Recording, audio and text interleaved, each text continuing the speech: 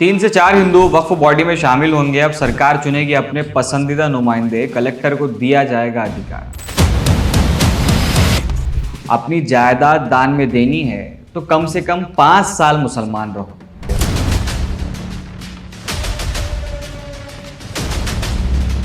ये कुछ बातें हैं जो आज सुप्रीम कोर्ट ने वक्फ एक्ट पर इंटरिम ऑर्डर देते हुए सुनाई हैं। असद ओवैसी प्रेस कॉन्फ्रेंस करके इस पर अपना रद्द अमल भी दे चुके हैं। भारत के संविधान में आर्टिकल 300 के तहत मेरी प्रॉपर्टी में किसी को दे सकता हूं, तो सिर्फ यही धर्म के मानने वालों के लिए इस तरह का प्रोविजन बनाना।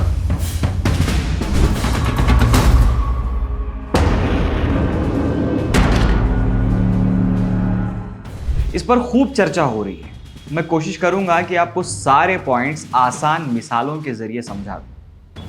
पॉइंट नंबर 1, 5 साल इस्लाम practice condition plus article 300A property right का उल्लंघन। नए लॉ में कहा गया था कि अगर कोई व्यक्ति वक्फ बनाता है, मतलब अपनी ज़मीन मस्जिद, मदरसा या कब्रिस्तान के लिए देता है, तो वो तभी करेगा जब कम से कम 5 साल इस्लाम प्रैक्टिस कर चुका हो, यानी कि 5 साल वो मुसलमान रह चुका हो।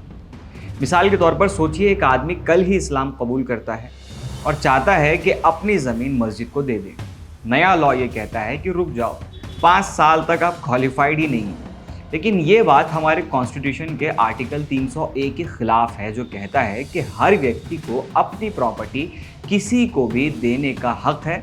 मतलब अगर मैं अपनी ज़मीन अल्लाह की राह में देना चाहता हूँ तो सरकार मुझे रोक नहीं सकती। सुप्रीम कोर्ट का ये नुक्ता काफ़ी अजीब लगता है कि दूसरे किसी भी धर्म का आदमी किसी को भी प्रॉपर्टी दान में दे सकता है, मगर यहाँ पाबंदी लग जाती है सिर्फ मुसलमानों पर। दूसरा पॉइंट है कलेक्टर का फैसला।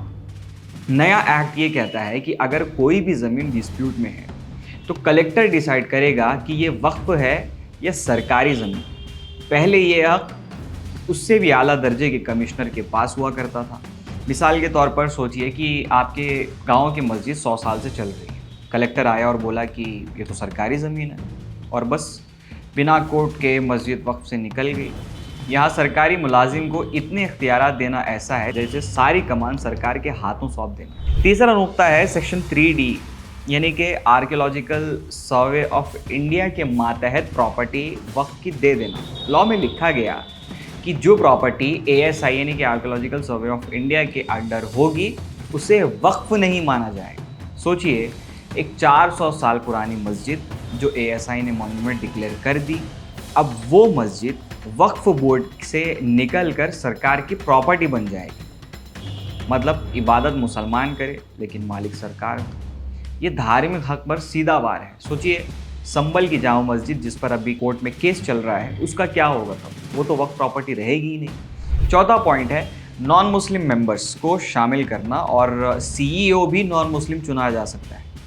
नया लॉ कहता है कि वक्फ बोर्ड में नॉन मुस्लिम मेंबर्स भी होंगे, और CEO चाहे मुस्लिम हो या ना हो, फ़र्क नहीं पड़ता। एक बड़ा अजीब जुमला यहाँ पे सुप्रीम कोर्ट ने कहा कि जहाँ तक हो सके मुस्लिम CEO चुनने की कोशिश की जाए। मतलब आपको लगता है कि BJP जैसी सरकार वो अपने मॉरल ग्राउंड को इतने लो लेवल पे ला के किसी मुस्लिम को फेवर करेगी? मिसाल के तौर पर सोचिए कि मंदिर के ट्रस्ट का मुखिया एक मुसलमान बन जाए, या गुरुद्वारा कमेटी में हिंदू मेंबर्स बिठा दिए जाए। क्या ये पॉसिबल है? नहीं है। फिर वक्फ बोर्ड में दूसरे धर्म के लोग क्यों? आर्टिकल 26 कहता है कि धर्म को अपने धार्मिक मामले खुद चलाने का हक है।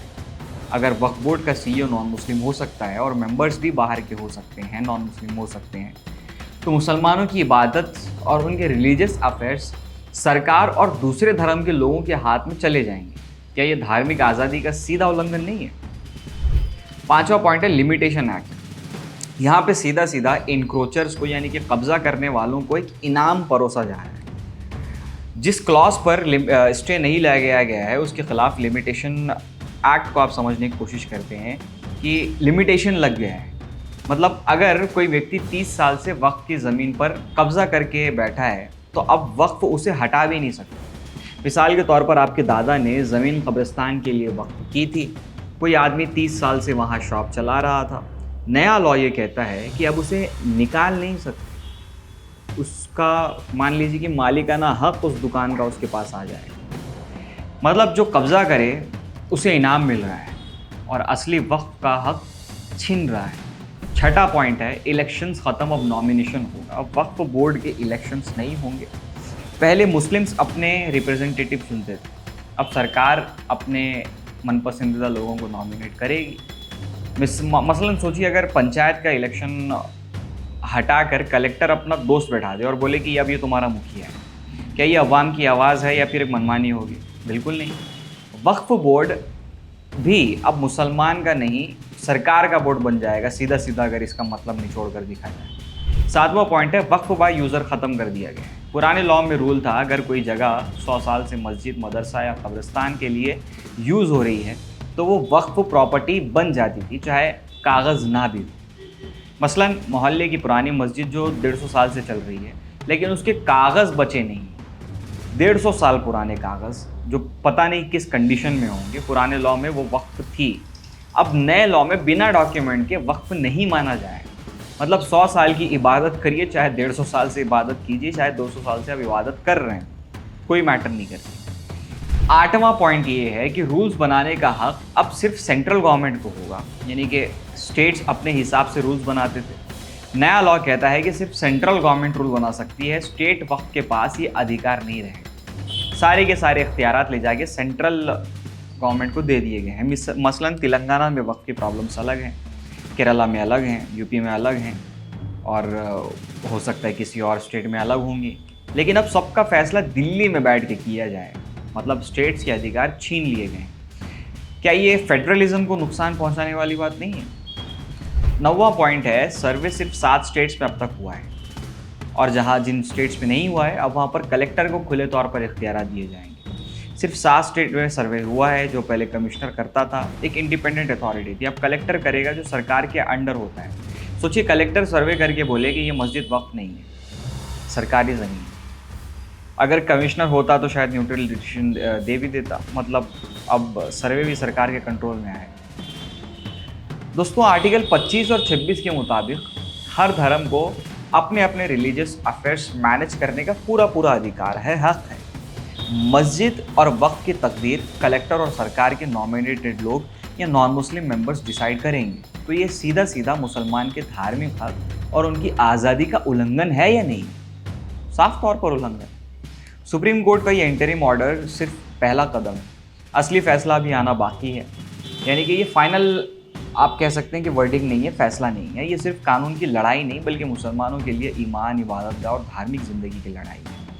मैं हैरान हूँ कि मुसलमाना ने हिंद को एक ऐसे दौर से भी गुजरना पड़ रहा है, हैरत है इस चीज़ पर। अब खैर इन चीज़ों पर आप क्या सोचते हैं नीचे कमेंट सेक्शन में कमेंट करके हमें ज़रूर बताएं। वीडियो को ज़्यादा से ज़्यादा शेयर कीजिए ताकि वो आम सा मुसलमान जो शायद ज़्यादा पढ़ा लिखा भी नहीं हो वो भी इन हालात को समझे और उसके इख्तियार में भले ही आग बुझाना ना हो तो भी कम से कम वो एक आध जग पानी तो फेंक ही सकता है।